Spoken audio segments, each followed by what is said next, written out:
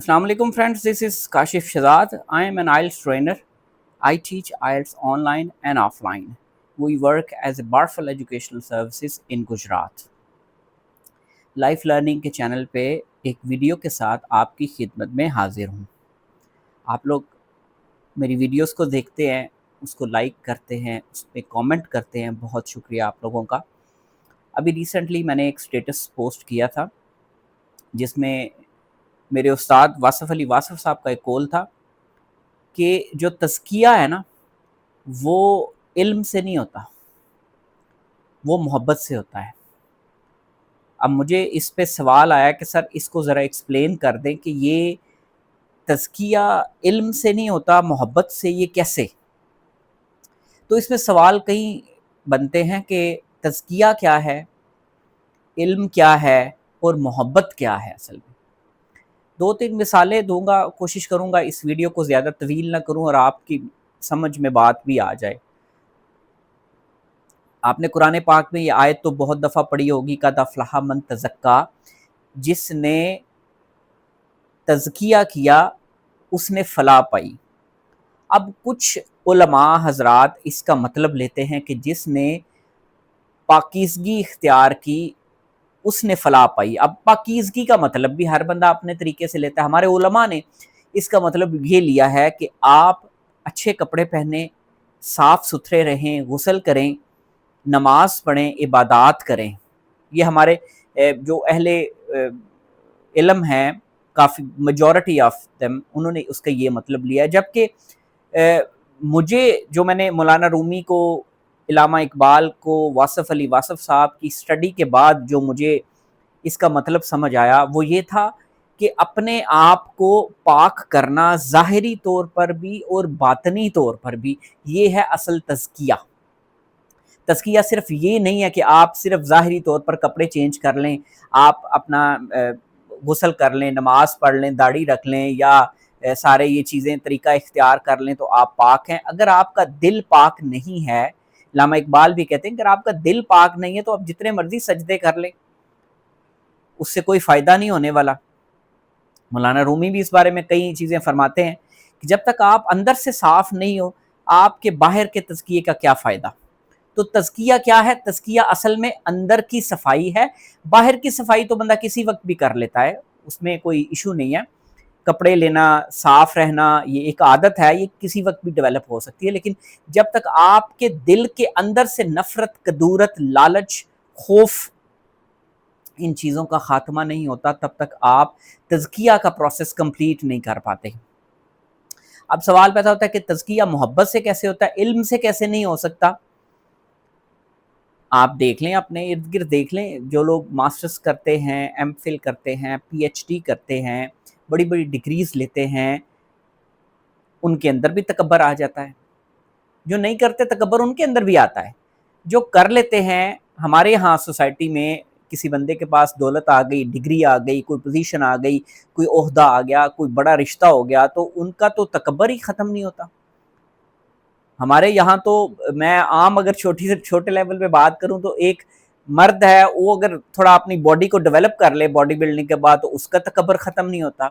हमारे यहाँ एक औरत का अगर जिस्म अच्छा है, खूबसूरत अल्लाह ताला ने उसको अता किया, तो उसका तकब्बर ख़त्म नहीं होता। हुस्न का तकब्बर है, जिस्म का तकब्बर है।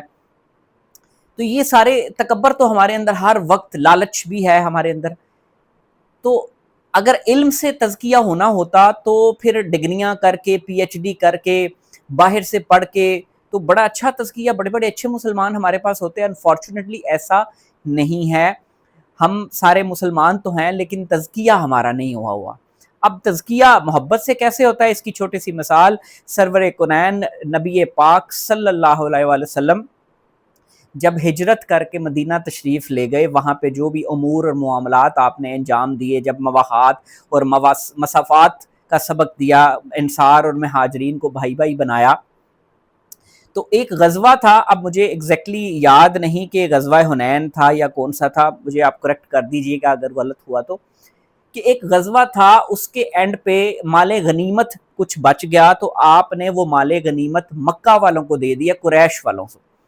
इंसार वालों में से किसी ने شکوہ کیا یا بات کی کہ یہ تو ناانصافی ہے، ہم ساریاں قربانیاں دیتے ہیں تو مال غنیمت جو ہے وہ ہمیں دیا نہیں، وہ قریش کو دے دیا. آپ صلی اللہ علیہ وسلم تک یہ بات پہنچی تو آپ نے ان کو بلا بھیجا کہ ساروں کو بلایا، انہوں نے ایک محفل کی. آپ نے پوچھا کہ کیا آپ نے ایسا کہا؟ تو انصار میں سے جو زیادہ تر تھے انہوں نے کہا کہ سر ہم نے تو نہیں کہا، لیکن کچھ نے کہا کہ ہاں ایسی کوئی بات ہوئی ہے. تو آپ صلی اللہ علیہ وسلم نے بڑے پیار سے بڑے اطمینان سے فرمایا کہ دیکھو ان کو مال غنیمت مل گیا، ان کو مال غنیمت چاہیے تھا، ان کو جو چاہیے تھا ضرورتیں میں نے ان کو دے دی، مال دے دی. تو کیا آپ اس طرح خوش نہیں ہوگے کہ اگر آپ کو مال غنیمت نہ ملے لیکن میں آپ کو مل جاؤں تو کیا آپ کو اس چیز کی خوشی نہیں ہوگی؟ تو اس چیز سے انصار وہاں پہ دھاڑے مار مار کر رونے لگ پڑے. وہ مال کی محبت، مال غنیمت کی جو ہوس تھی اس کو بھول گئے، کیونکہ نفس تو تھا ان کے اندر، لیکن ان کے نفس کا تزکیہ کیسے ہوا؟ آپ صلی اللہ علیہ وسلم کی محبت سے. انہوں نے کہا کہ وہ مال لے گئے ہیں، آپ مجھے اپنے گھر لے جاؤ، کیا یہ آپ کے لیے کافی نہیں ہے؟ تو اس وجہ سے اس بات کے بعد جو انصار تھے وہ اتنا روئے، دعائیں کی اور شکر ادا کیا کہ اللہ کے نبی ہمارے ساتھ ہے. تو بات کرنے کا مقصد یہ ہے کہ جب تک آپ کے اندر لوگوں کے بارے میں محبت نہیں نہ جاگے گی تب تک آپ کا تزکیہ نہیں ہوگا. محبت کیسے جاگے گی؟ آپ لوگوں، میں یہ نہیں کہہ رہا کہ آپ ہر بندے سے پیار کا اظہار کرنا شروع کر دیں، میں یہ کہہ رہا ہوں کہ آپ کی پہلے اللہ سے محبت ہوگی، اللہ کے رسول سے محبت ہوگی، پھر ان کی امت سے محبت ہوگی. اللہ کی مخلوق اور نبی پاک صلی اللہ علیہ وسلم کی امت سے محبت جب ڈیولپ ہوگی نا تو آپ کے اندر محبت اتنی بھر جاتی ہے، اتنی آ جائے گی کہ آپ کو کوئی بھی انسان برا نہیں لگے گا. ہمیں کوئی انسان برا کیوں لگتا ہے؟ جب وہ ہمارا مطلب پورا نہیں کرتا، جب وہ ہمیں تکلیف دیتا ہے، ہمیں دکھ دیتا ہے. لیکن ہمیں اس سے اوپر اٹھنا پڑے گا. اپنے نفس کا حقیقی تزکیہ کرنے کے لیے ہمیں اس عداوت سے، اس نفرت سے اوپر اٹھنا پڑے گا. اس کے لیے کیا حل ہے؟ ہم ظاہر ہے اوپر اٹھنا کیسے ہوگا کہ ہمیں سب سے پہلے اللہ کو جاننا ہے، اللہ کے احکام کو جاننا ہے. اس کے لیے میں آپ کو ایک بک ریکمینڈ کر سکتا ہوں، خود سے خدا تک، بڑا اچھا انسان کیسے اپنے نفس پہ کام کر سکتا ہے. اس کے بعد بک ہے اپنے محبت کو جاننے کے لیے میں آپ کو ریکمینڈ کروں گا سیرت محمدی صلی اللہ علیہ وسلم پڑھیں. وہ سارا قرآن ہے. سیرت محمدی پڑھیں گے پھر قرآن کی سمجھ آئے گی کہ قرآن میں کیسے تزکیہ کے بارے میں بتایا گیا، محبت کیا ہے.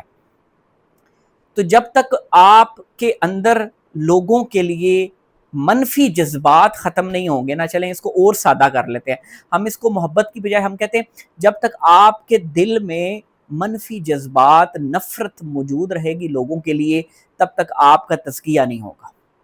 سب سے پہلی چیز، آپ اپنے دل کے اندر پازیٹیو فیلنگز پیدا کریں، نیگیٹو فیلنگ سے جان چھڑائیں، چاہے وہ اپنے رشتوں کی ہیں، چاہے وہ اپنے ارد گرد کے لوگوں کے لیے ہیں یا جس کے لیے بھی ہیں. معاف کر دیں، سب کو معاف کر دیں. مشکل ہے، آسان کام نہیں ہے، معاف کر دیں. معاف کریں گے تو پھر آپ کے اندر ایک محبت کی لہر جاگے گی. اس کے بعد باقی چیزوں پہ کام ہوگا، اپنے لالچ پہ، اپنے خوف پہ، اپنی ہوس پہ. اس کے بعد پھر کام شروع ہو جائے گا.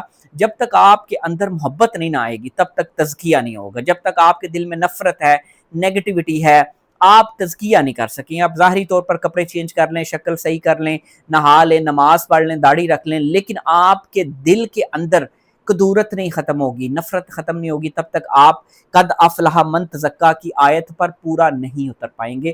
میری دعا ہے کہ اللہ تعالی ہمیں توفیق دے کہ ہم اس آیت کو سمجھیں اور اس پر عمل کریں اور اس کو اس نگاہ سے دیکھیں کہ کیسے ہم اپنے نفس کا تزکیہ کر سکتے ہیں. کیونکہ اللہ تعالیٰ نے 11 قسمیں کھائیں سورہ شمس میں کہ جس نے اپنے نفس کا تزکیہ کیا اس نے فلاح پائی، وہی کامیاب ہوا.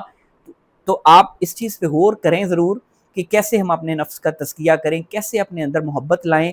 اور وہ اللہ اور اللہ کے رسول کے بغیر، ان کی محبت ان کو جانے بغیر نہیں آ سکتی. بہت شکریہ آپ لوگوں کا ویڈیو دیکھنے کا. اپنی دعاؤں میں یاد رکھیے گا. انشاءاللہ نیکسٹ ویڈیو کے ساتھ آپ کی خدمت میں حاضر ہوں گے. Thank you very much.